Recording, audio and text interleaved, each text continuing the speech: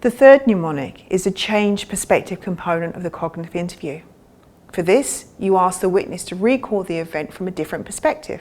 For example, report what another witness who was present would have seen. Here, the interviewer should use the witness's initial free recall to select a better perspective to report. Because a different memory retrieval procedure is used in this technique, the amount of reported information usually increases at this point. And this is often information that is actually peripheral to the central event. It is worth noting that Kebbel and Wagstaff in 1996 and others have raised concerns that this particular technique may confuse the witness or lead to speculation by the witness as they imagine what other people might have seen during the event. So it is critical that when this instruction is used, witnesses are told not to guess and to only report what they would have actually experienced. The final mnemonic from the cognitive interview that we'll talk about is the change order instruction. This is where you ask the witness to make numerous retrieval attempts from different starting points in their account. So for example, you could ask them to try and recall events in reverse order, starting with the final events.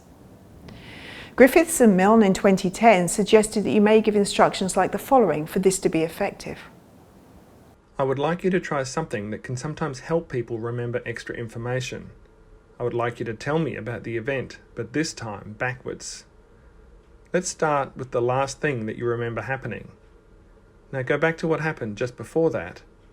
And now, just before that. With this technique, overlooked details might be remembered, and we generally see recall accuracy increasing.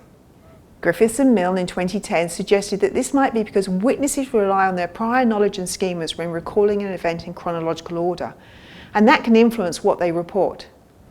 Not surprisingly, new information is understood and recalled based on our prior knowledge. This means that you get retrieval that is guided by people's pre-existing scripts about events, and this can result in limited information being recalled, as information that does not fit the script is excluded.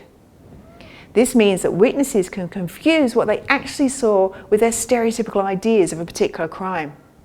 Now, scripts are usually organised in chronological order, and recalling your crime event in another order minimises this problem by reducing the activation of the script.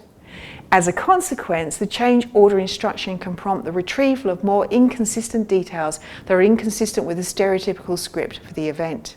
So both the change order and change perspective techniques in the cognitive interview are designed to try and get the witness to recall information that has not yet been recalled.